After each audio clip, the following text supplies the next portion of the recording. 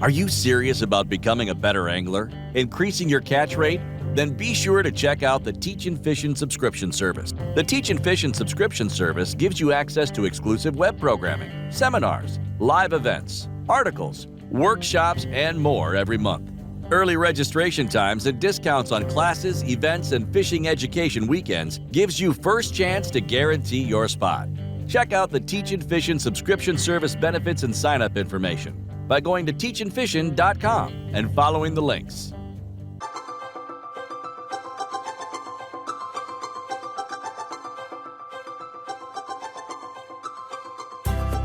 Good morning. It is October 19th of 2020. This is the Teachin Fishin Coffee Hour. Good morning to everybody. I hope you all had a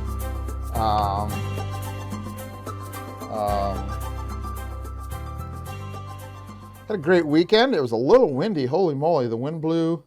The poor guys that fished the Fall Classic on Saginaw River this weekend had a tough time. If I remember it, I just looked real quick. I think first place was like 22 pounds. They had the only team that had 5 fish. And they had a 6.5 pounder as their big fish. So they still had, 4 fish for 4. They still had a great day. I think second place was like 8.5 pounds, and that team had a 6 pounder. So they had and there was a bunch of people with one fish, a lot of weights in the, high ones to, 2.2, 2.4, maybe 3 pounds, and that was it. So it was tough. The wind was blowing. It was really blowing. Hi, Jeff Willis. Good to see you. So it was a tough weekend. I don't know how your fishing went, if you went out this weekend. I canceled both of my charters because of the wind.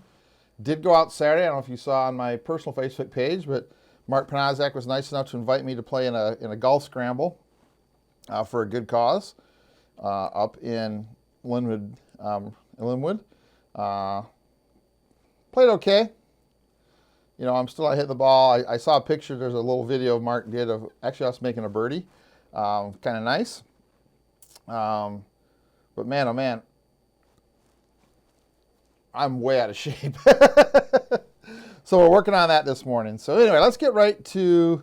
Thanks, Rob. Yeah, it was fun. So Royce got caught in fronts that came through Friday 2 miles from the islands. Yeah, this weekend had to be brutal fishing. But it's that time of year, right? It is fall. We're going to get these unstable weather patterns. That's just a part of it. So that's kind of what fall is and what it brings. So anyway, all right, let's get down to what we wanted to talk about today. So I had 3 topics for today. I'm going to kind of throw out some questions and throw out some ideas, and we'll kind of chat for 15 minutes on each of these. The first one I want to talk about, I think is probably the most important, and that is staying warm, right? It's getting colder. In the last couple of days, we've had frost in the morning. Obviously, it's getting colder temperatures, and if we get lucky, we're reaching 50, 52. It's just going to get colder as time goes on.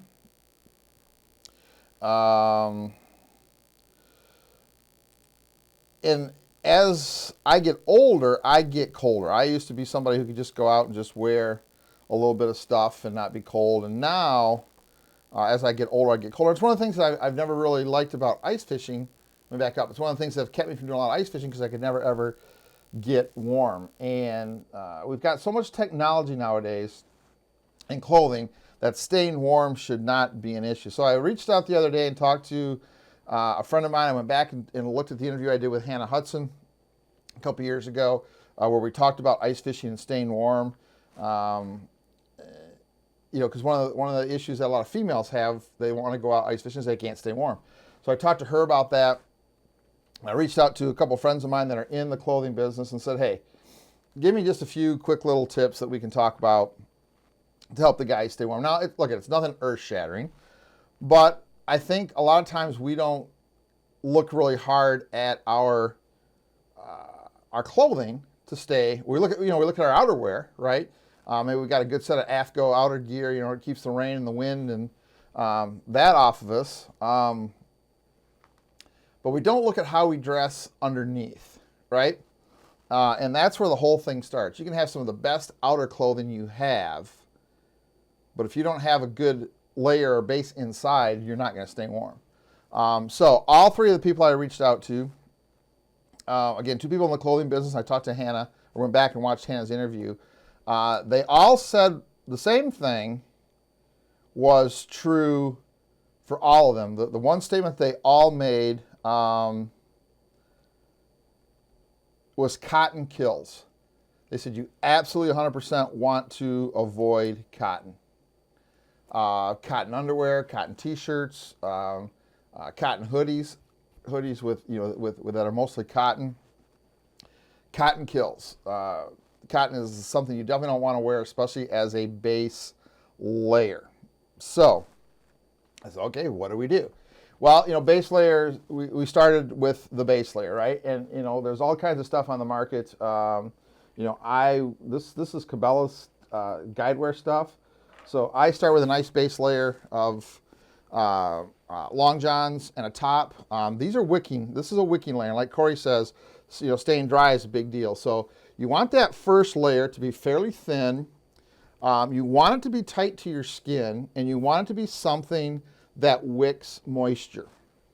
All kinds of stuff, right? Years and years and years ago, when I started doing a lot of downhill skiing, polypropylene was the big deal, right?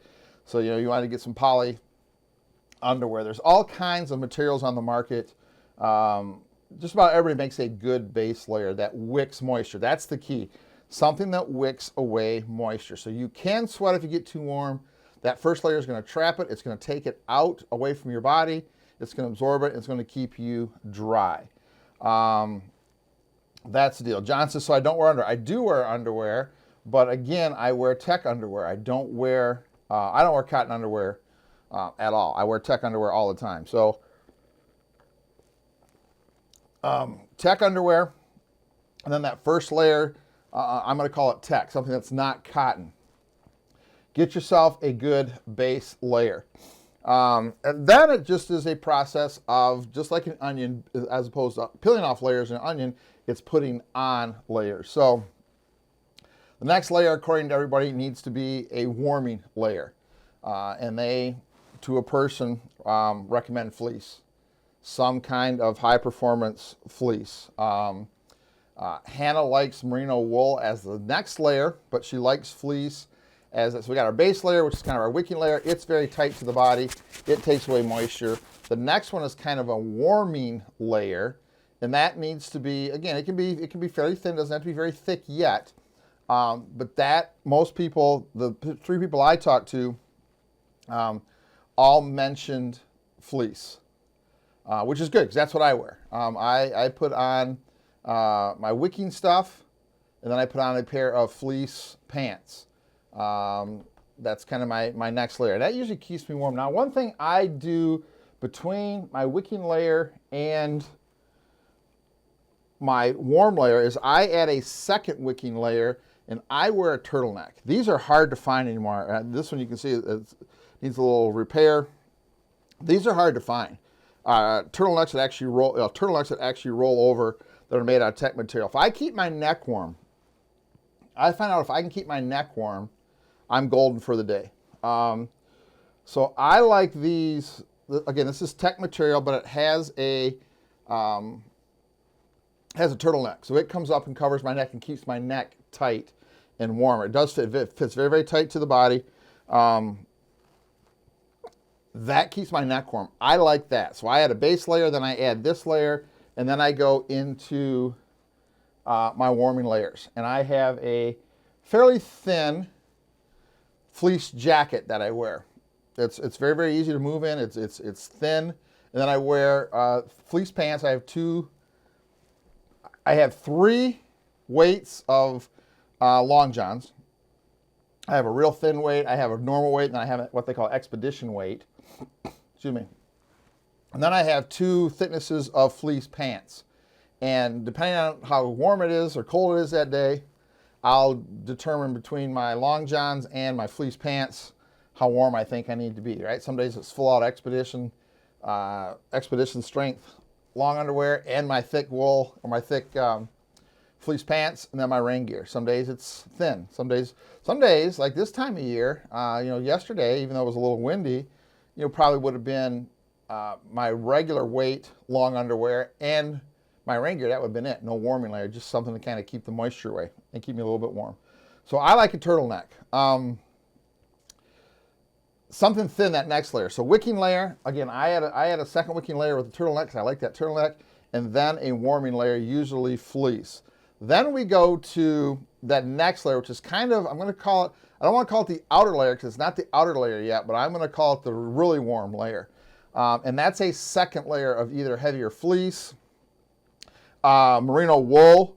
Rock Campbell said merino wool is fantastic. Hannah likes merino wool long johns if you can find them. They're a little tougher to take care of than the tech material is, but if you can find merino wool or merino wool blend long johns as your base layer, those are awesome too. But again, the tech stuff is a lot easier to find. So that next layer, I put on the wicking layer. I put on my sweatshirt or my turtleneck. Then I put on I have a thin fleece jacket to help keep the warmth in. Then I'll go the next layer, depending on how cold it is. I may put on a fleece vest, which I wear a lot to keep my core warm, to keep my arms loose, because they're going to be moving and we're going to be, be able to keep our arms, but keeping that core warm. So I may put on a fleece vest. I may put on another fleece jacket. I have a 4-in-1 Remington hunting outfit that I have, or jacket that I have, and it has a insulating layer in it. It's a little bit poofy, but it's very, very, very warm. I have a merino wool sweater that I used to wear. I don't wear that as much as I used to just because it's a little bit bulky underneath the arms, but I do like that. Just something to help keep you warm. And then that last layer is, I'm going to call our fighting layer. So it's the layer that's going to keep us dry. It's going to keep the wind off of us. It's going to keep the spray off if we're running across the lake. It's going to keep the water off as we're netting fish. It's going to keep the water off if it rains. Biggest thing is keeping the wind out. So a windproof, waterproof layer, that's important. I've used the Gill stuff. I like it. I use the AFCO stuff. I really, really like the AFCO stuff. I like the way it's cut a little better than some of the Gill stuff. I still wear to this day. I've tried the Gill bibs. I've tried, I have a set of AFCO bibs I honestly really haven't given a lot of try to because I got them in January and never really got a chance to use them this spring. We'll use them this fall for sure. But I still wear Cabela's guidewear, the top end of the guidewear. I still wear those pants. Those are the best pants I found that fit me. I like those. But wear a good pair of pants. And I wear my bibs like you guys. And again, I wear bibs, not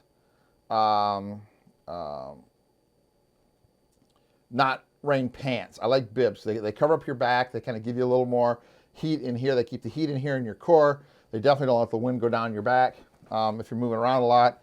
So I like bibs. So a good pair of bibs, waterproof, weatherproof, windproof, and then a jacket that's the same way. I carry, again, just like everything else, I carry 3 different jackets in the boat. I have one that's waterproof, windproof. My Gillet's fairly lightweight. My AFCO is a little bit heavier as far as windproof and waterproofness. It's got a better seal around the neck.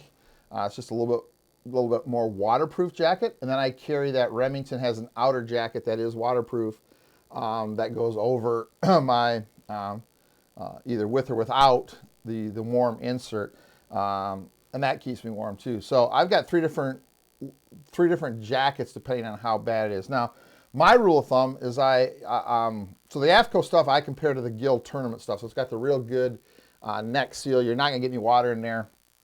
My rule of thumb is pretty simple. If I have to put that jacket on, if it's raining enough that I got to put on my tournament jacket and get it all sealed up around my neck and my head before I take off, we don't launch. I'm not going out in that stuff. If I'm out there and it starts going, I'm okay. I'm not going to launch if it's that rainy that I got to put all that, I got to seal up that good to enjoy my day. We're probably not leaving the ramp. That's kind of my rule of thumb. So there you go. So that next layer is a big deal. Now, if you ice fish, striker stuff. Who's the other one that makes? I think Frable makes some floating stuff. I know Striker does for sure. Trying to think who else it is. Some guys like that. I've tried it, and the flotation to me feels bulky in the boat. If I was an ice fisherman, I definitely would have a set of some kind of that floating ice gear. Some of it feels a little bulky to me with the flotation in it, but I know guys. I think it was Randy Kruger, Striker Climate Bibs with the hot. Where did he go? Hi, Chet. Striker Climate Bibs with the hot layer removed, so you got lots of different options there. So something on the outerwear. Now, one thing to be aware of. We're going to talk about this in just a second. One thing to be aware of with most of the ice fishing gear that keeps you afloat, it is not Coast Guard approved as a PFD. So you still have to have a PFD in your boat.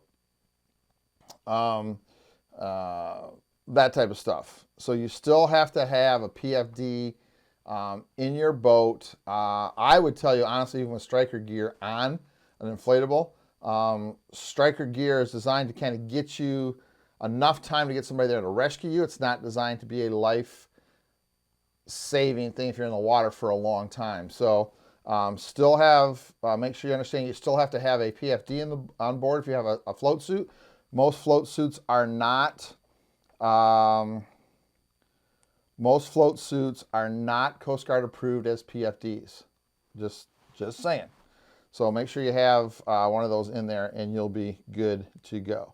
Let's go to the head next. Someone's asking about a heated jacket. The Milwaukee one is awesome. I talked to Mark Panazak. We were kind of chatting, having a good time playing golf on Saturday, and he wears a heated jacket on the Detroit River.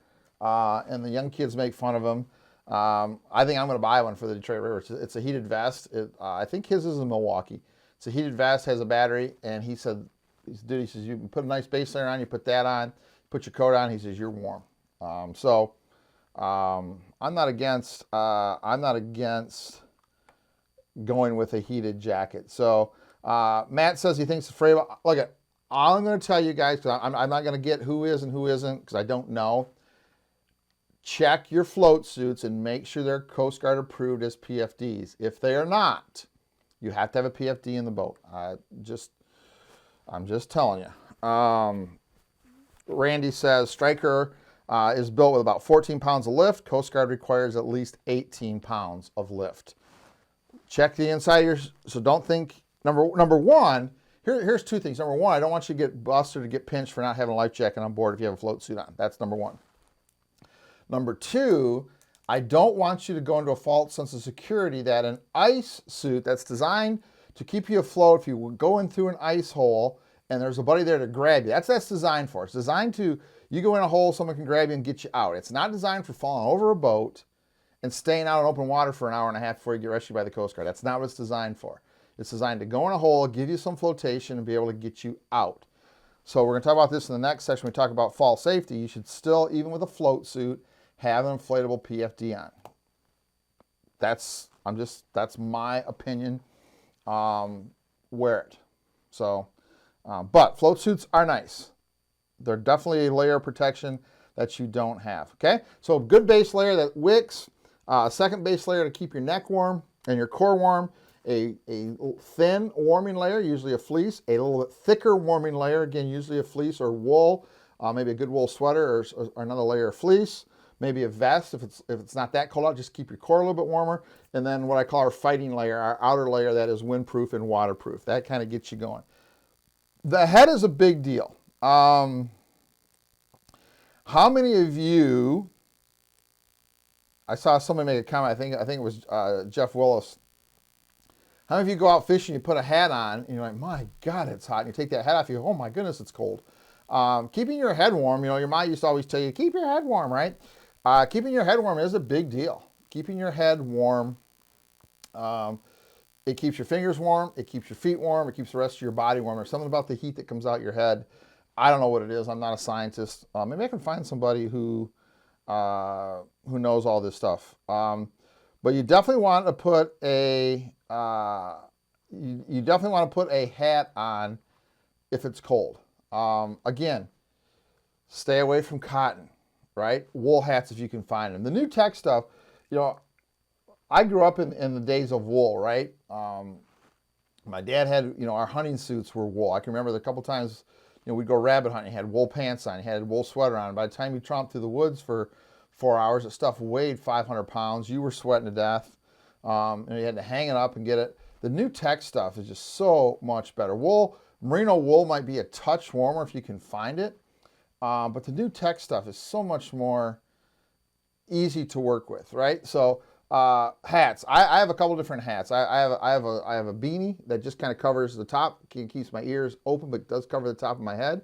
If it's just not quite cold enough out, but I want to keep a little bit of warmth in my head, I'll wear that. You know, I have a regular hat that rolls over, and I like the hats. I meant to grab myself. I got halfway home yesterday, did the promo, and I'm like, all my warm stuff's in a bag up in my pontoon as I'm driving back away from my pontoon. Like, all my warm stuff's in a bag up there.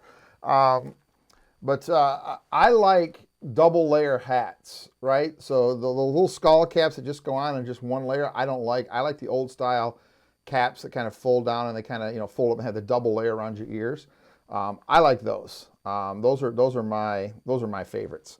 Then I carry a neck gaiter with me that I can just pull over my neck, and I can wear it either up over my face, or I can just wear it as a neck gaiter. And then I also wear a balaclava, you know, where you can wear the hood with the neck thing. And there's days I'll wear that when I'm running. So I'll put my baseball cap on, put that over top, snug it up tight, get to where I'm fishing, take that off, and just wear my ball cap because it's not that cold. So I carry a couple different head coverings in the boat. I carry 2 of everything because if it is raining, even that tech stuff after 3-4 hours, it gets wet. It does get a little chillier, even though it's supposed to work. It does get a little wet, so I carry 2 of everything in a dry bag in the boat. And when 3-4 hours of moisture of rain specifically, if it gets wet, I just grab the second one, put it on, put the other one away, and then take it out and make sure it all gets aired out. At the end of the day, stormy chromers, absolutely. Absolutely.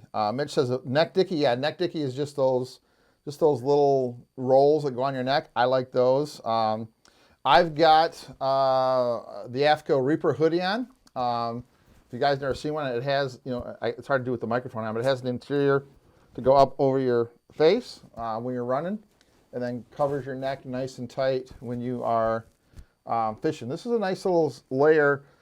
This is a nice little layer between, you know, wicking layer, your first warm layer, then maybe a Reaper, and then 1 or 2 outer layers. So I like the ability to kind of pull this piece up. This is the AFCO Reaper hoodie. I like the ability to pull that piece up and cover my face, just like that. I like that. That's a nice little feature of the Reaper hoodie. So there you go. See, look at that. Matt just said the Reaper hoodie. I do like my Reaper. I've got a couple of them, and I do like them. They're thick. They do help keep you warm. I'm actually sweating like a stuck pig in here. I've got the furnace at 66 inside the office, and I am a wreck right now. It's just sweating. But I want it for today, and it has a nice hood you can pull up, obviously, and keep your ears warm. So the AFCO Reaper hoodie, nice. So that's the head. The feet, oh my goodness. I struggle with my feet so bad. And I meant to grab my boots, and I was having a problem with the computer this morning, so I didn't get a chance to grab my boots. Something I found yesterday, last year on the Detroit River. I did a seminar just outside of Pittsburgh for a youth group, actually an outdoor education group at a high school, and they had a little outdoor fair there, and one of the guys there was selling alpaca wool socks. So I'm talking, he's like, these are awesome. They're antimicrobial, so they don't stink. They're all natural. He says they keep your feet warmer than anything in the world. They wick away moisture. They don't hold stinky bacteria, so they don't smell. They're antibacterial. They don't stink. They're extremely warm, and they're easy to take care of. You just hand wash them once or twice a year, hang them up, let them dry, away you go. I'm like, come on. So they're like 20 bucks for a pair. So, okay, I'm going to try them. I'll tell you what, guys, best socks I have ever worn. I'll try to find you a link to the alpaca socks. I'm sure if you just go on, I just bought mine from a little guy in just outside of Pittsburgh who actually has an alpaca farm, does his own alpaca wool, does the whole thing, boop, and goes. They're amazing, and I get cold feet. That's my biggest issue. I do get cold feet. So I've tried wicking socks with different types of wool. Tech socks. I do have a pair of Cabela's. They're called, I think they're Expedition Wader socks. They come up just below the knee, which I like, high socks. They were good. Nowhere close to this alpaca stuff. The alpaca stuff is awesome. So if you're looking for something, if your feet get a little cold, find yourself online, find yourself a pair of alpaca wool socks. Buy a heavy pair. They are awesome. I will flat out tell you, as someone whose feet have always gotten cold, they have been a lifesaver, the alpaca wool. And then a pair of boots. And we can argue about boots forever. I got a nice pair of Red Wings from one of the girls we met at Aglo back last in La Crosse, summer of 2020. We met her in 2019. I was really looking forward to wearing them. They're awesome. They are lightweight. They're 1,200 grams of thinsulate. They're mid-calf. They're fairly high, which I like. I like a high sock. I like a high boot. They've got the quick lace where you just kind of turn the little knob, which is easy to get them on and get them off. They got a nice sole. They're light. They're easy. I don't feel, sometimes some of the bigger boots I've worn, especially as it gets colder in late November, early December, as I've worn bigger boots, especially some of the ice fishing boots that guys have suggested, when you're in the boat, they're just clunky. I mean, they're just clunky. These are no different than wearing a pair of hiking boots. That's about what they feel like to me. Aggressive sole, but not so aggressive that they just feel, bad. I like them. I'll get a name for you when I get a chance. I wanted to give them this morning, but we had computer issues, so my 15 minutes of free time was spent fixing the computer. But get a good pair of boots, whatever you like, right? I would tell you of all the stuff, 2 places you don't want to skimp. Don't save money on boots. Spend a little bit extra money, get a good pair of boots. And I don't mean just warm. Get a pair of boots that fits right. Too many guys go, I'm a 9, and they go and they buy a boot and they go. Put on the socks you're going to wear. Make sure you can get I've seen a lot of guys buy socks and they can't get or boots, and they can't get their rain gear over the top of the boot. Okay? And again, when you're buying rain gear, think about that.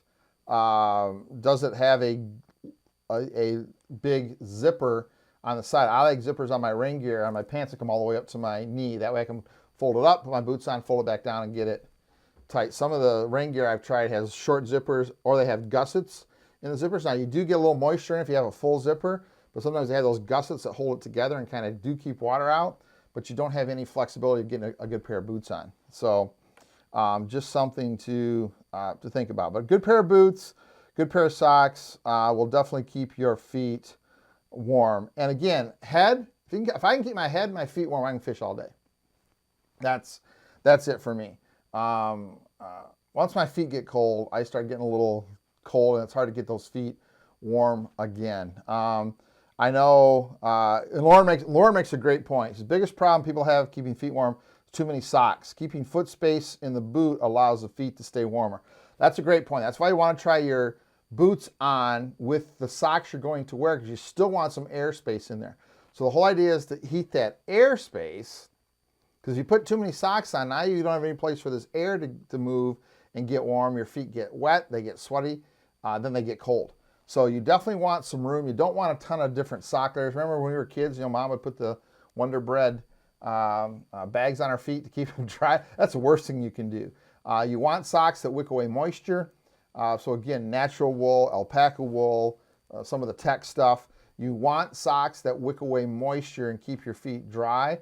and move that moisture to the next layer. And a good pair of boots, even a good pair of waterproof boots, if you spend the right kind of money, are actually breathable. So as that moisture comes off your foot through your sock, the boot will actually take that moisture out, and that keeps your feet warm.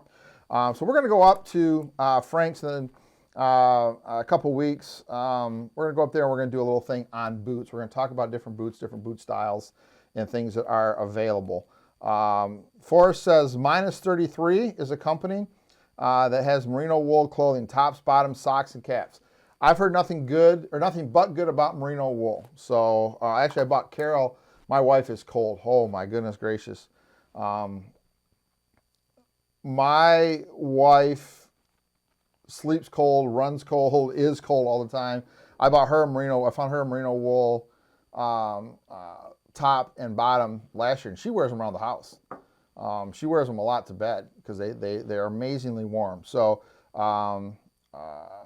merino wool is a good deal. And Corey makes a point, too much airspace. You want enough that your feet can move and you can actually move all your things and your foot isn't tight to the boot, but you don't want a bunch of space in there either. So there, Phil, we're gonna address hands because hands are my biggest bugaboo too. But I think I found a solution thanks to our good buddy Brian Wolfgram. Okay. So again, this is just a primer, guys. I'm gonna go back and I'm gonna do some more. I'm gonna go to some places that carry this stuff, and I'm gonna talk to some experts. I got some experts lined up. I think it'd be nice to do a little 15 minutes on boots and 15 minutes on long johns. I know it's boring. It's not a big exciting, but you can't go out there and spend 10 hours chasing that fish of a lifetime in November, December if you're cold. It's just no fun. So this is a big part of this. You know, you guys that fish Detroit River in March and April. I mean, how many days in April do we have where you're just like, oh my goodness, it's been warmer ice fishing than it is out here. So all a part of it. All right, let's talk about gloves. I complained or mentioned, I probably complained the way I am, about my hands not being able to find a good pair of gloves to be able to fish with. Brian Wolfgram from Iowa sent me these. These are Simms gloves. Obviously they're fingerless, but they're palmless.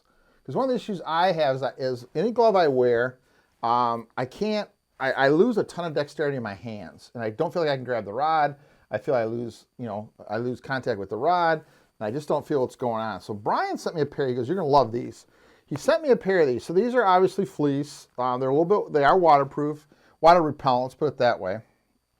But they're fingerless, but they're palmless. That's the best part. I like for fishing, right? Now, what I did last year. Nick Wigglesworth just hit it right here. What I did last year is I went to my medical supply store and I bought those thick black nitrile gloves. Not just the cheap white ones or the cheap blue ones. They make a thicker black nitrile glove. And what I did is I put those on because they're very, very thin and you can feel everything. You still have some good dexterity, obviously, because doctors can sew you up with with those gloves on. I put those on, and then I'll put, and I can't wait to try these. So I was looking for a pair of gloves to put on. I'm going to put these on over. So now my fingers are at least covered with that nitrile. Now, they're not protected. They're not warmed, but they're out of the elements. They're not going to get as wet as fast. They're not going to get as cold as fast. There is some protection, but I still have feel on my rod, on my line. I can still feel what's going on. I can still tie lures. And then these as an over to kind of add some warmth and add some protection. Then if it gets really warm, you simply stick a hand warmer in the back, on the back of your hand inside your glove, and now you've really got your hands warm. And then I have big gloves. I don't like mittens. I have a hard time steering the boat and working the throttle with mittens, but I have a big pair of gloves. When I'm running from spot to spot, I stick my hands in those gloves. Those have hand warmers in them, and then I can drive the boat, get to where I go and get my hands warm.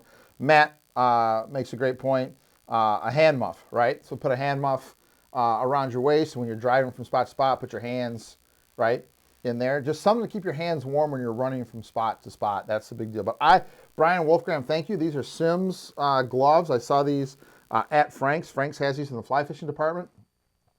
So I think a pair of nitrile gloves, so some thin nitrile, basically rubber gloves, you want to call them those, to keep the water off, to just keep my fingers a little warm, and then this to add a little bit of warmth, but still have the ability to move Still be able to feel the rod in the palm of my hand. Still be able to feel the finger. Or just these without, if it's not really cold, these without the gloves. I would tell you, trolling, I'm going to wear these without the nitro gloves because I'll have my hands in my pockets or I'll have my hands in my muff. I've got 2 slash pockets in my rain gear. I put a hand warmer in each one of those. So if I'm standing around trolling, I can stick my hand in there and work the, hang out of the hand warmers. But I like these. These are made by Sims. So thank you, Brian, for a heads up on these. Thank you for sending me a pair of these. I like these. Croy makes a good point. Always have towels in the boat to dry your hands. Awesome idea.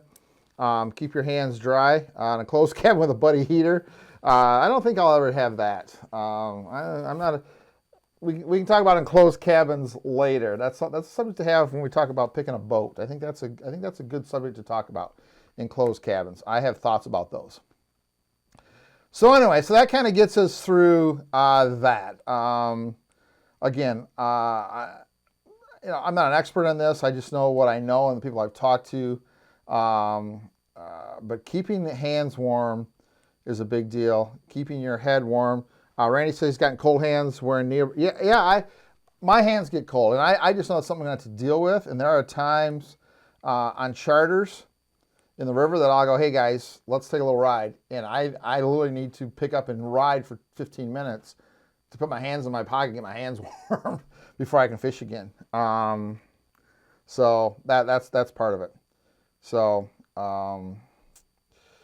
anyway, all right. So that's just kind of. I like that minus 33. I'm gonna see if I can find a link to that, and we'll post a follow up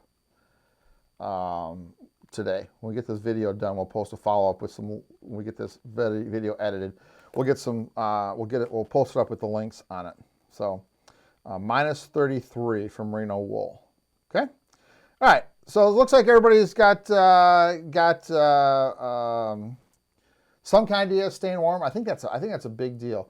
You know, the other part of staying warm, I'm going to kind of go here a little bit. The other part of staying warm, if you talk to people that are in this field, they will definitely tell you, you have to eat breakfast. And you want to find food that is going to keep you warm. Stay away from the grease, right? Stay away from the bacon. Stay away from the sausage. Eggs are always a good protein. You want a lot of protein. And you want to kind of add some extra carbs, even though you're on a diet. If you are, you may want to add a couple extra carbs. Stay away from the grease, but something that your body can burn for fuel to keep you warm. We're finding out that breakfast isn't really the most important meal of the day like we've been taught. We're finding out that's not true. But we definitely know that eating properly and having fuel for your body to burn makes a big difference in you staying warm. So you guys who stop in the morning and get a cup of coffee and a donut, that's not helping your body it's not giving your body what it needs to keep you warm. So a decent breakfast, make sure you got some protein in there, make sure you got some carbs in there that your body can burn. And the other thing about staying warm, this may sound silly to a lot of people, but this is a huge part of staying warm, water. You have to drink water. As your body dehydrates, it holds on to all this stuff it can to keep your body hydrated. So what happens is you don't sweat, which sometimes is a bad thing. Even when it is hot out, you do want to sweat. That's why that wicking layer is a big deal, because that sweat is a reaction of your body trying to work to stay warm, right? So it's going to shiver, it's going to do what it needs to do. So you want to sweat. If you don't have enough moisture in your body, you're not going to sweat, which means you're actually going to get colder. So drinking water, we all know that cold air in the wintertime is drier than air in the summertime. So you actually need to drink more water in the wintertime when it's cold, or the springtime, or ice fishing. You need to drink more water to keep your body regulated than you do in the summertime. So don't forget water. Believe it or not, water. Drinking more water will keep you warmer, except at times you have to go to the bathroom. Then it gets a little chilly. Lauren and Ben both said oatmeal. Yeah, oatmeal is awesome. Eggs are awesome. Stay away from the greasy stuff. Stay away from the bacon. Stay away from the sausage for lots of reasons. Stay away from that stuff, but get something that stays in your stomach. Pancakes without a lot of sugary syrup. Get something that kind of stays in your stomach and kind of gives you fuel to burn to stay warm. Huge part of this, guys, is the eating part. Forrest says he uses a pair of wrist sweat guards. I like it. With a hand warmer next to the inside of the wrist. I think that's a great idea. Forrest is the second person that I've seen do that, and I'm glad he reminded me. Yeah, just a pair of, like, basketball wristbands, and you put a hand warmer inside. If you can keep this part of your hand warm, if you can keep this part of your arm warm, lower part of your arm, your wrist, that's the blood flow, your fingers are going to stay warmer. So that is a great idea, Forrest. Thank you. Warm fluids, yeah, no booze. I think by now, if you know me, if you've talked to me at all or heard me talk at all about fishing, you know my thoughts on alcohol. I don't care that you drink. I'm definitely not a prude. Has zero place on the water. It has zero place before you go fishing. It has zero place on the boat for sure. And it has zero place until you are off the water, fish clean, knives put away, and you're sitting down in your hotel room. That's my personal opinion. That's the way I run my ship. That's the way I run my boat. Just is what it is. We all know alcohol of all kinds thins your blood. Actually makes you colder. You may feel warmer, but it definitely makes you colder. Phil says a Yeti of hot coffee. Yeah, I'm not against coffee at all. Definitely not against coffee at all, or hot tea, but make sure that you're drinking water. So every time you sit down and have a cup of coffee, make sure you have a bottle of water, because coffee, by its nature, tea by its nature, caffeine by its nature, dehydrates the body. One of the things it does, it dehydrates the body. So you're already dehydrated. You're already in a situation where moisture is being pulled from your body because of the weather. Now you drink coffee, which is good. It does keep you warm. Adding warm fluids absolutely warms your body, but you need to drink a bottle of water before or after so you're not getting more and more dehydrated. I'm telling you, the dehydration part of it's a big deal that I didn't know about until I started kind of talking to people about this. So stay hydrated. All right? All right, goody. That's fun. All right, let's talk a little bit about safety. A few things, I think you need to have in your boat. I want you to wear a PFD every time you're on the water. I want you to wear an inflatable PFD every time you're on the water. I don't care if it's 90 degrees out. I want you to wear an inflatable PFD. I definitely want you to have an inflatable PFD on, even if you have a Striker ice suit. I want you to have an inflatable PFD on, especially when that water starts getting down below 70, 65, 60, 50 degrees like it is in the fall. Your chance of surviving goes up exponentially with a PFD. Let me back up. It goes down exponentially without one. You're going to have warm clothes on. Your ability to stay afloat is going to be harder. Your ability to keep yourself up and be able to move and get back on the boat with all that gear on, plus the hypothermia that starts to set in almost instantly in water below 70 degrees. Wear a PFD. I'm telling you, wear a PFD. If you don't want to wear it in the summertime, I'm okay with that. I'm not okay with that. But, again, you're all adults. But in the fall time, because I look at, someone's going to go step up on the back of the deck to net a fish. The deck's going to be wet, right? You're going to take a little slip. And now you go to grab something to hold on. It's wet or it's moist or it's got a little frost on it, or whatever the case may be. And you're ass over tea kettle in the water with the boat going forward 2 miles an hour. And you've got 6 pounds of clothes on, and all your fleece is starting to soak up water. Your rain gear is trapping water, and you're done.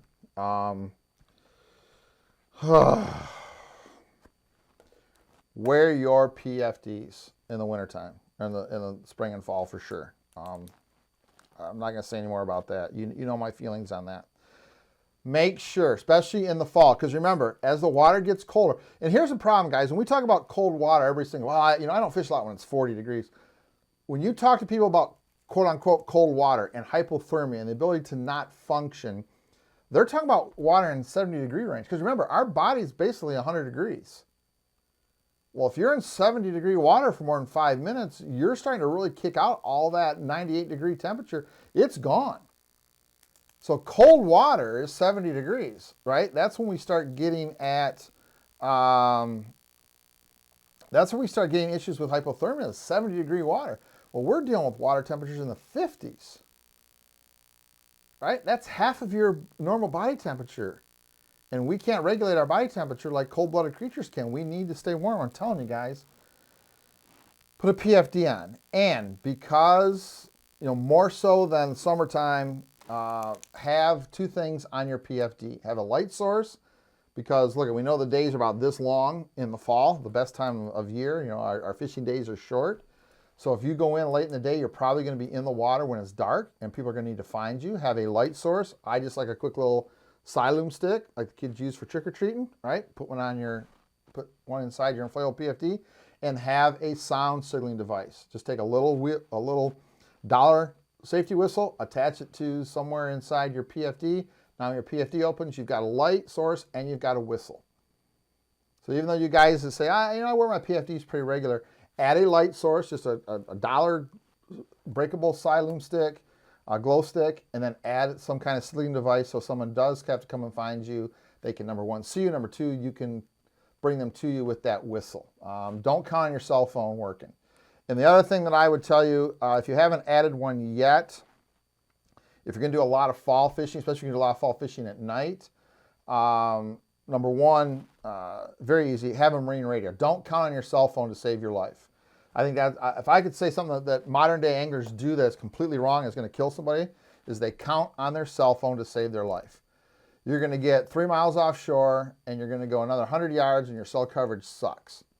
And you call 911 and you don't know what tower you're going to bounce off. You may get a 911 dispatcher that's 40 miles away that can't get to you fast enough to save you. And then you kind of coordinate the whole thing, right?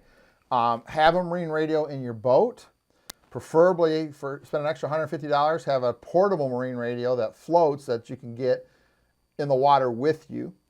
Have both of those.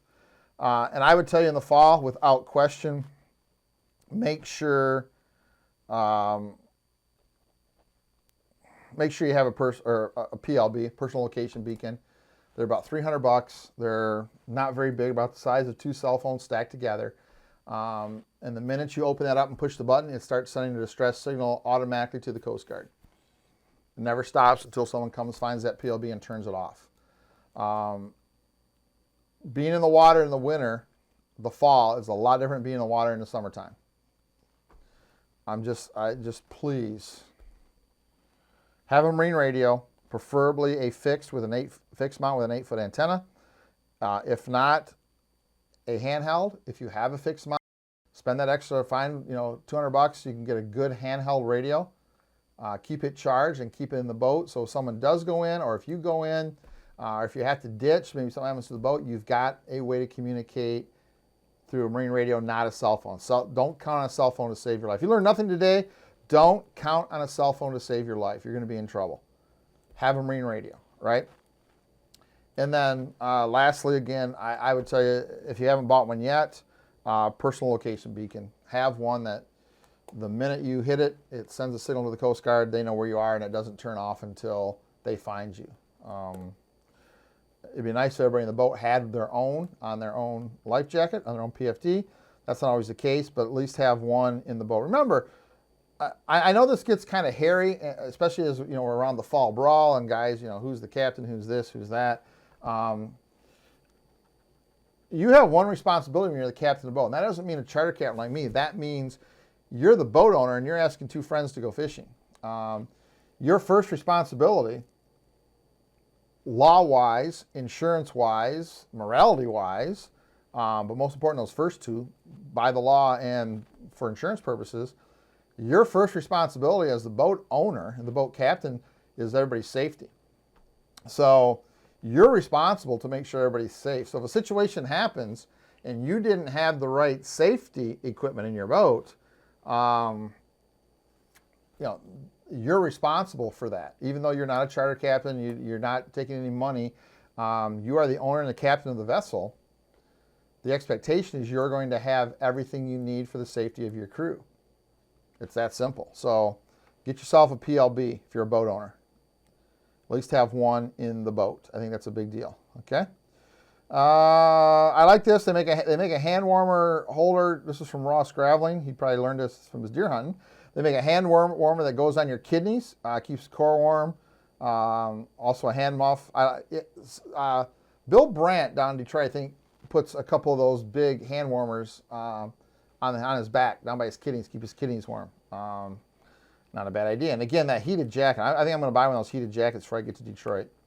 Okay, Ryan, our good buddy from Ride Tech Marine, says next to normal safety gear for the late fall winter fishing, number one thing is a small, you know what? I hate that I have to talk about this, but thank you. Number one thing is to have a small container for taking a leak in. Hanging over the side, balancing with bibs around your feet is not good. He's Canadian, and I know you guys don't have them, but our bagged milk jugs work great. I like just a simple Folgers plastic coffee can. They're perfect. I throw it in my live well. I use it for bailing out. It's a bailing device if we get in trouble. Use it for taking a leak. Whatever the case may be. Hospital urinals, Downy bleach bottles are perfect. They're just the right size. The light blue ones are the right size. They got a nice handle. They got a good size hole. They hold a lot. They're perfect. So yes, you don't want to be standing on the back deck taking a leak when there's 2-foot waves and the water temperature is 48 degrees. Don't want to do it, right? And I think for me, that's a no-brainer. I don't let people hang over the side and go to the bathroom. That's something I just don't allow on any of my boats. I would prefer you get down on your knees, use the urinal, dump it over the side, we're done.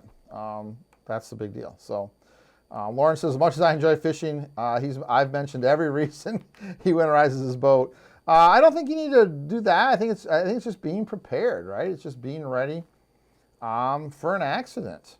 So there you go. So that's safety. All right, let's talk a little bit about the boat because Matt just brought up a frozen bilge. So let's just talk about the boat real quick. A couple things you can do to keep your boat ready for wintertime. Okay, number one is going to be batteries. Keep your batteries charged. I don't care if you haven't used them. Maybe you haven't used your trolling motor that day. Maybe you just use the kicker or whatever the case may be. Oh, Rob, come on now. You got me all off track. Thanks.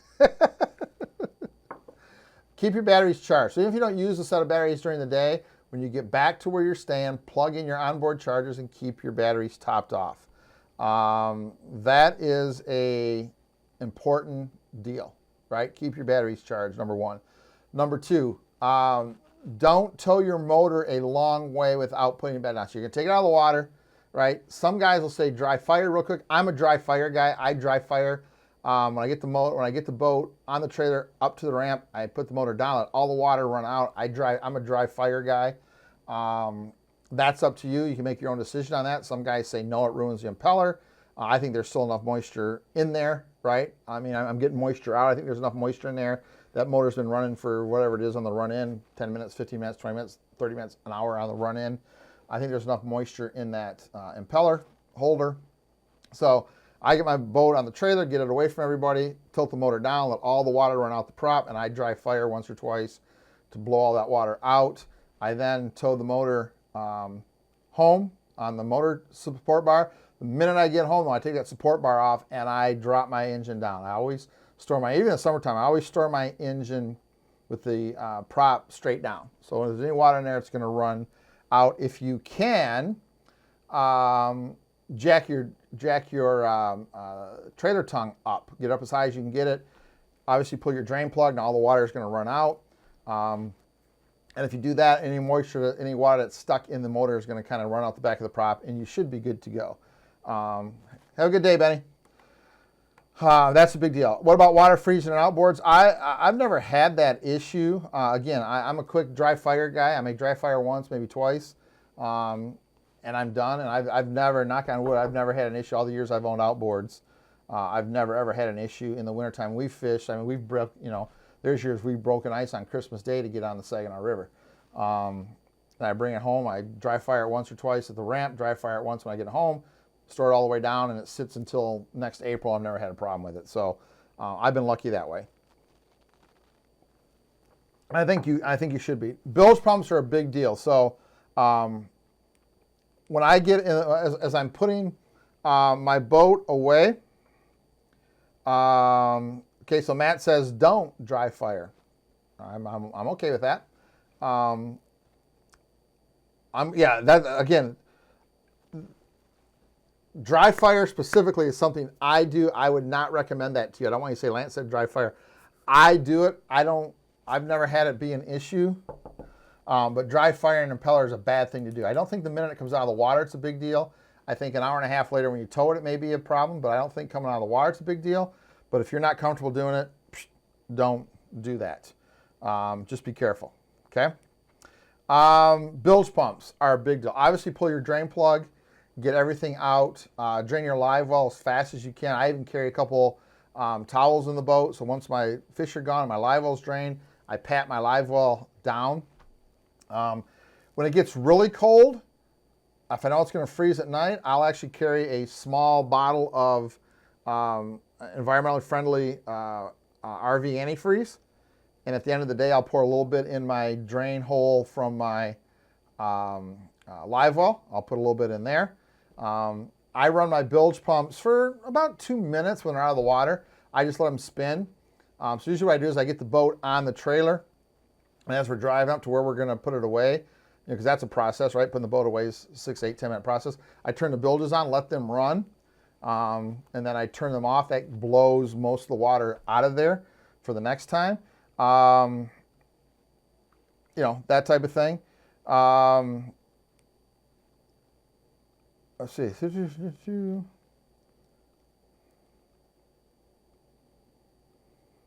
Yeah, Jeff says the Merc, raise it all the way up, then raise it down. You definitely want to put it down when you're putting your boat away, and then you don't instantly. A lot of guys will, in the summertime, right, when you start putting your boat away, you instantly just lift the motor, put it on the motor support. Don't do that in the wintertime. As you're putting your boat away, maybe you're putting your gear away, you're getting your boat, you're putting stuff in your truck, you're putting your cover on. As you're doing that, keep that motor down. Get that water out of there, okay? Matt says, after draining the boat, put the plug back in. Cannot do that in Michigan. You can in your driveway, but you cannot trailer a boat in Michigan with the plug in. But Matt's saying after draining the boat, put the plug back in so you don't get ice in the threads, preventing you from installing it back in when you go out next. Great idea. So let it drain on the way home. Make sure it's nice and dry. Put your plug back in at home. Cover it. See, you can't do that in Michigan because I can't drive from my driveway to the lake with the plug in. I can get a ticket. So I have to keep the plug out. So there you go. Bobby says you put a shop vac to your inlet and drain opening. It really helps sucking the water out. I don't know that I do that every day. Before I put my boat away for the last time, I think that's a great idea. Before I put my boat away for the last time, I actually do put the plug in and I pour some of that environmental friendly antifreeze in the bilge. Let both bilge pumps get enough in there to get both bilge pumps. Pick it up and I actually run that antifreeze through the bilge pump, through the bilge lines and out. And I put some in my my live well for my live well drain. I do that when I'm ready to put the boat away for good. I do that. Wash down pumps are another thing, right? I know 2 years ago the hose on my Angler Quest actually froze. We went to use it the next spring and there was water flowing all over. If you can get to your hose on your wash down pump, take the hose off, take the hose inside with you because water stays in that line. It's hard to get a wash down pump in a boat to actually pump, and it's just hard to get it there because the intake is usually on the outside. So usually what I like to do is take the hose off, take the hose inside or put it in the garage, put it somewhere it's not going to freeze, and then just run that pump a little bit. You know, you run it for 30, 45 seconds. Let it run, let it get all the moisture out, and then you're good. You should be good for the winter. And I do like the shop vac idea, right? You can suck it from the inlet and you can suck it from the output if you got the hose off. That's a great idea, Bobby. I never thought about that. I love that idea. I'll tell you something else that's a big, I'm not a big plug-in guy. I like my plug out all the time. That's just me. If I'm not in the water, I like my plug out. If you're launching in freezing air temperatures, another tip after you launch, let your engine sit in the water for 2 to 3 minutes first. Definitely let your engine warm, right? A lot of us got engines that fire right off. My Suzuki fires right off. And there's days at the dock at the pontoon, I fire it up and I back out and I just go. When it's colder, I definitely try to give it 3, 4, 5 minutes, get it up to operating temperature before I take off. I do that. Jeff's also saying, the reason Jeff said that is sometimes those impeller fins will get froze and they won't start pumping water right away. Somebody else mentioned make sure you're getting a good pea stream. Sometimes that water will freeze. Carry a little thin wire with you. You can kind of slide up in your pea hole and get that ice out of there. I'll tell you something, especially if you have carpet.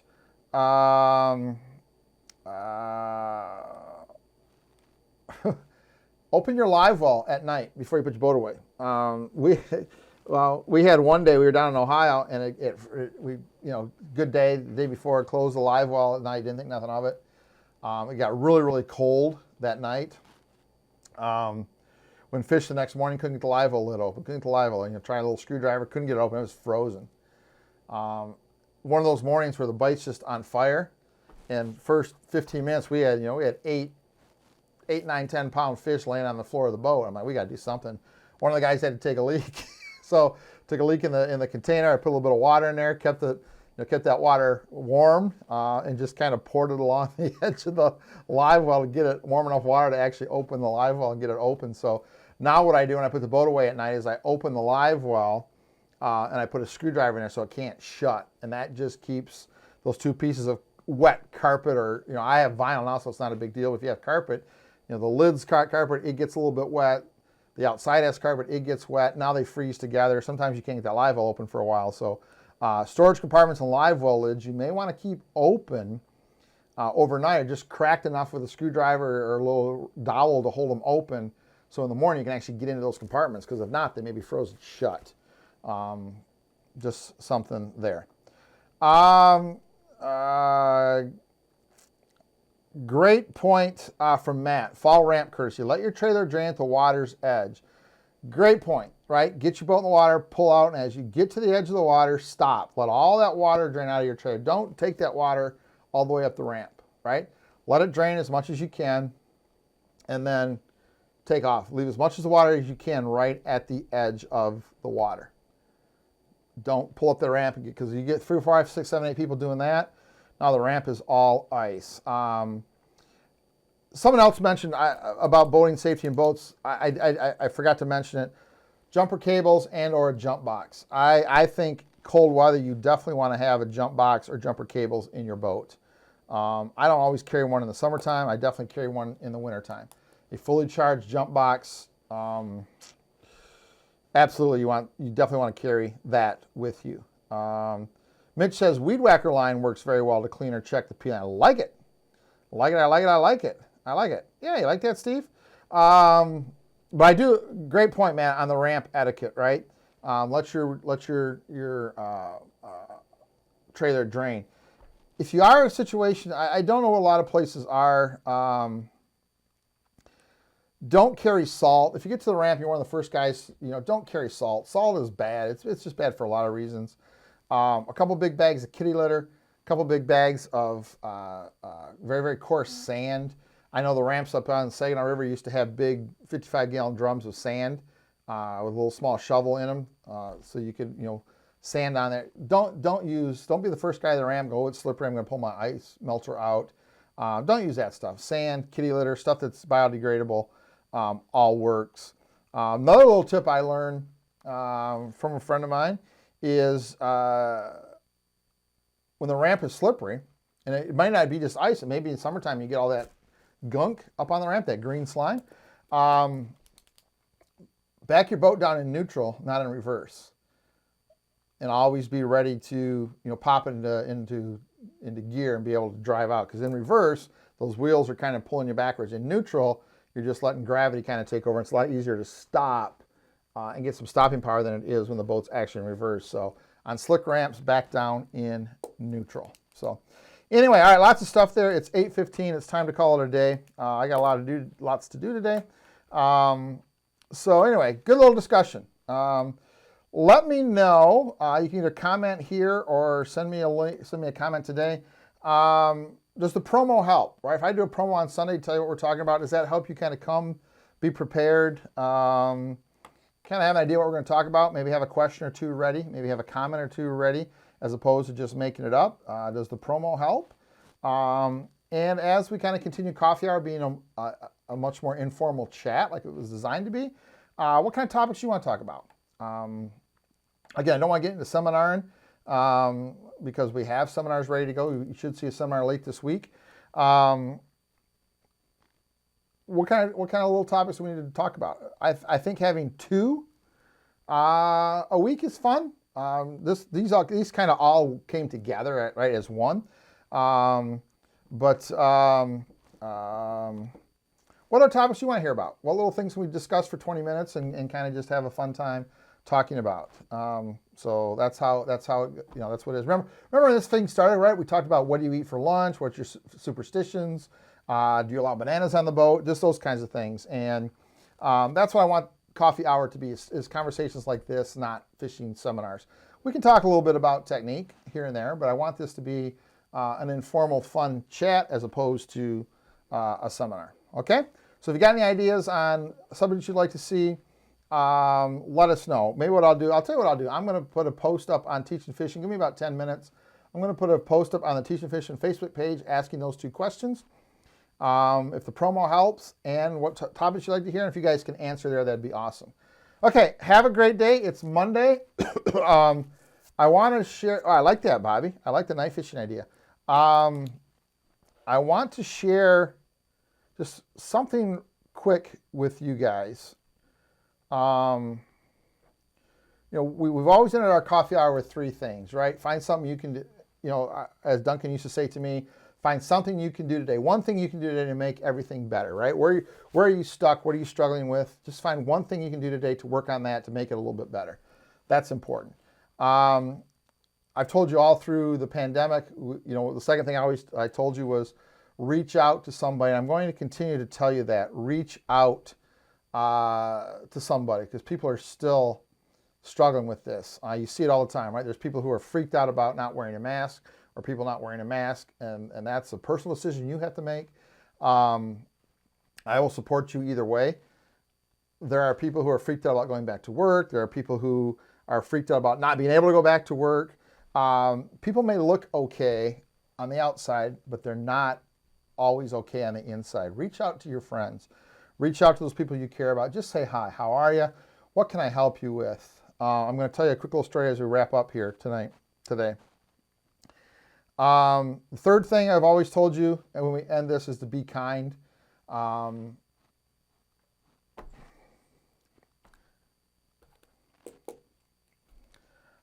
don't know how else I can say that. Be kind.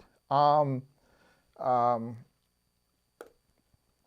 shared with you guys as we were going through March, April, May.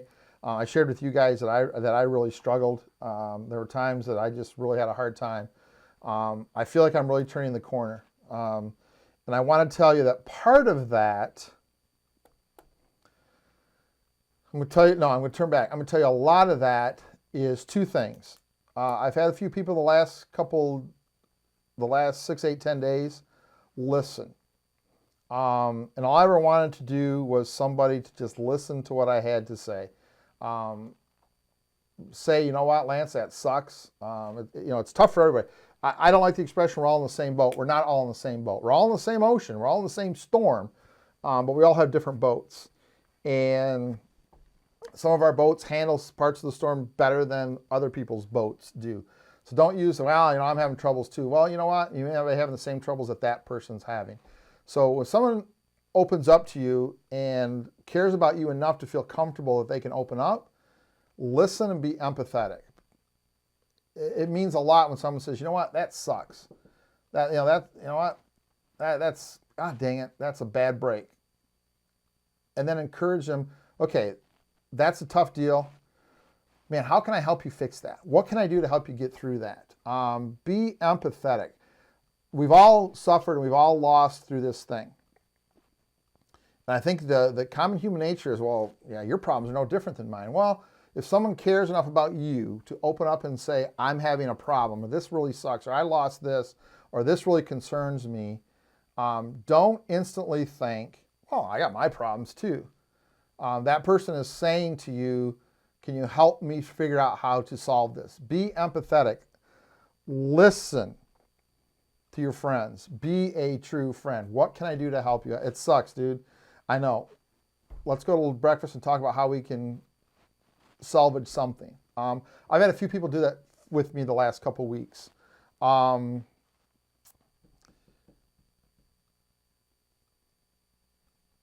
Reach out and be kind. I cannot tell you. This seems such a stupid thing. I don't know if he's listening today because he may be duck hunting or goose hunting. I cannot tell you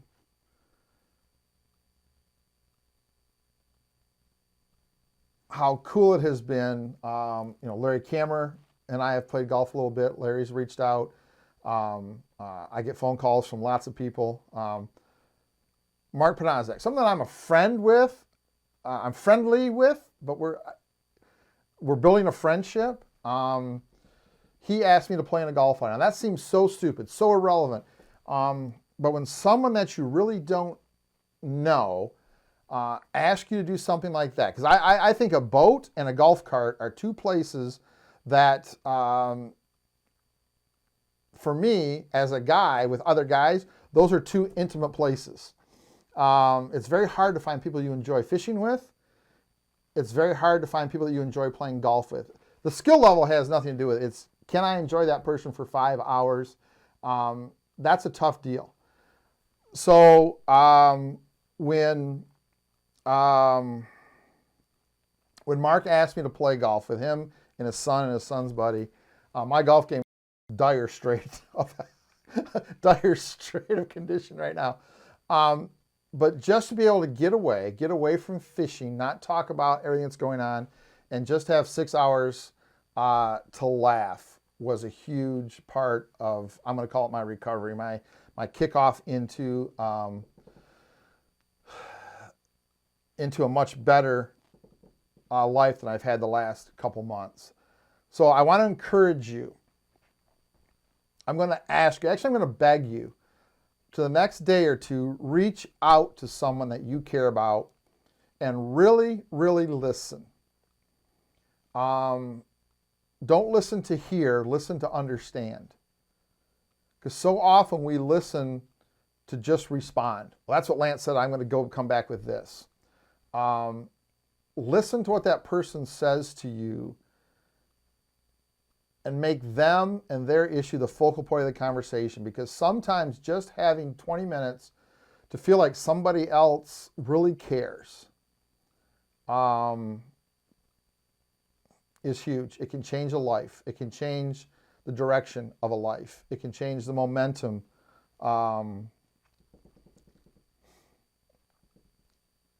It can change the momentum of a life.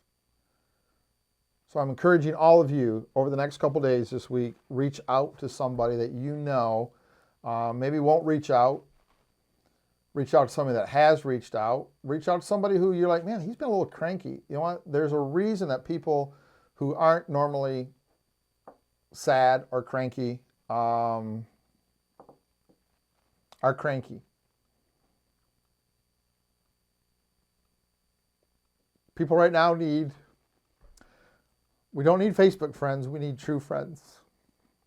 We need people to tell us it's going to be okay. We need people to tell us it's okay to not be okay. It's okay to have a bad day, just don't let it be 2 bad days. And we all need somebody, as corny as this sounds, I'm a Western Michigan alumni guy. We all need people to help us row our boat. And if you can do that, I don't think you'll ever know what a difference you make in somebody's life by a very, very simple act of kindness, compassion, and caring. So, I want you to do that. For me, if you want to help me in some way, that would be a huge help. Help one of your friends. Reach out and just listen. Be empathetic. Because there are people who are experiencing things that they never thought they'd experience. They are thinking about doing things they never thought they'd think of doing. They're in situations they never ever thought they would have to be in and dig out of. So anyway, reach out. So that's my little life lesson for today. We're gonna get away from those as we go on, because, but I just wanted to let you know that the last week, there have been a couple people who I never thought would reach out, and when new people reach out, and when new people include you, and new people listen, that's pretty amazing. When you have new people who care, it was said to me, I'm going to end with this. When I started doing coffee hour, I did it for me. I'll be honest with you. It was totally selfish when I started doing coffee hour. It was for me. Something to do, something to not go crazy. And then it very quickly became something for you guys. And I got phone calls, and I got text messages, and I got hey, this is the best part of my day, and this gets me through my day, and without this, I don't know how I would. It became something that I felt like I had to do because other people depended on. Now, I'll be honest with you, I'm a narcissist, and I enjoy that part. I enjoy feeling needed. I will tell you, it's part of the issue of not being in front of people is I had a hard time feeling like I was actually needed because I wasn't seeing my normal people, wasn't on the water with my normal groups, wasn't living my normal life. That was hard for me. Because I do what I do, and I do it the way I do it because I love the people. I love to see the face. I love to see their action. I like to see the smile. I like to see good things happen. I like to be the facilitator of happy times. And I wasn't able to do that. And that was hard for me. But it became a situation where I felt like coffee hour, and if you go back and look, we did 78 straight days of coffee hour. That coffee hour became a burden. And then we started the Christian anger thing.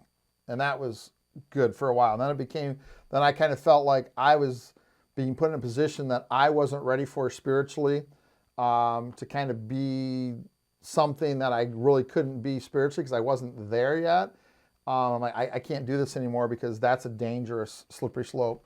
Look, I don't mind telling you to pick the wrong crankbait, but I don't want to be the guy that leads you down a wrong spiritual idea or path or thought. So I had to back away from that. And I really had a hard time. I really struggled. And someone came to me and said, a friend of mine said, you fly a lot, right? I said, yeah. I said, I'm on a plane, not this year, obviously, but yeah, I fly a lot. I usually fly 10, 12 times a year to different events. And he made a comment, and this was about 2 weeks ago. He says, what's the first thing the stewardess says in the safety talk? It says, if the oxygen masks come down and we lose oxygen, you have to put your mask on first before you start to help someone else.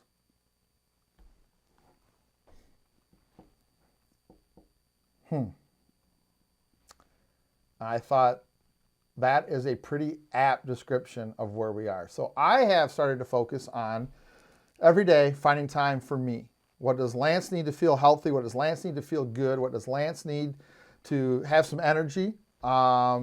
And then I can share with you guys. For a long time, I went without recharging my batteries, to say, without worrying about my mental health. And I got to a point where it was really, really tough. So I would tell you, I want you to have enough energy to help people around you. But if you feel like you are getting to a point where you don't, you need to take a day and you need to figure out how you can recharge so you can then give some extra energy to other people. It's important to take care of yourself. That's not selfish. You can't be the best husband. You can't be the best father. You can't be the best friend. You can't be the best captain. You can't be the best worker. You can't be the best boss unless you are in a state of joy. There's a difference between happiness and joy. That's another conversation. Find your joy. Find the things that let you recharge. You can't sell from an empty wagon. And when you have an empty wagon, you have nothing to give someone else. So make sure that you're taking care of yourself and then take care of others. So anyway, thank you for your time today. Appreciate you guys. Man, more than you'll ever know. More than you will ever know. I appreciate you guys. We still have spots at the Fishing Education Weekend. If you're interested, you can sign up there. I'll put a link. I'm gonna give me about 15 minutes. There'll be a post by 9 o'clock on this page with some links. You can still sign up. we've got about 35 anglers signed up, so we've got room for about another 15. We're kind of, our cutoff is kind of 50. We're right around 35 right now. If you are part of the trip, I'm working on finalizing some things. You'll get an email probably by Thursday with a kind of a basic itinerary, an equipment list. We're bringing a lot of equipment to Huron, so you don't need to buy stuff right now. We're bringing line and rods and reels and lures and offshore lure tuners and offshore boards and knives and blades and terminal tackle and fishing line and snaps and rubber beads. We're bringing all that stuff to Huron. So if there's stuff that you need, just hang on. You can actually get it at the trip instead of having to try to figure out where to buy it nowadays. So you'll get an email Thursday, maybe Friday morning if you're all signed up for the trip, and we'll get you headed in the right direction. Okay? All right, guys, have a great day. Thank you for your time. Sorry I went a little long today. Probably what I'm going to have Mike do is actually cut that last part out, end the coffee hour with our fishing, and then post that last piece as a separate piece. So I'm sure there's people who may watch this coffee hour who could care less what Lance thinks about and how Lance feels. So we'll give them the fishing part, and then we'll cut that last piece, and we'll cut it as my random ramblings of a fat fisherman. And we'll call it that. So, but I do appreciate you guys more than you'll ever know. You guys who are new, thank you for coming. Hope you learned something today. So there you go. All right, let's call it a day. Guys, have a great day. Have a great week. Again, please reach out to somebody. Just be that somebody. That's that person that you need in your life. Be that somebody for somebody else. We can fix this. We can fix this one person at a time, and it's going to be through kindness, compassion, empathy, and seriously, love for your friends. So show that today, tomorrow, every day. Make a point the next 2 days to reach out to somebody and really be something special to them. All right, guys, have a great week. We will talk to you probably later this week. Have a great day. Are you serious about becoming a better angler? Increasing your catch rate? Then be sure to check out the Teachin Fishin subscription service. The Teachin Fishin subscription service gives you access to exclusive web programming, seminars, live events, articles, workshops, and more every month. Early registration times and discounts on classes, events, and fishing education weekends gives you first chance to guarantee your spot. Check out the Teachin Fishin subscription service benefits and sign-up information by going to teachinfishin.com and following the links.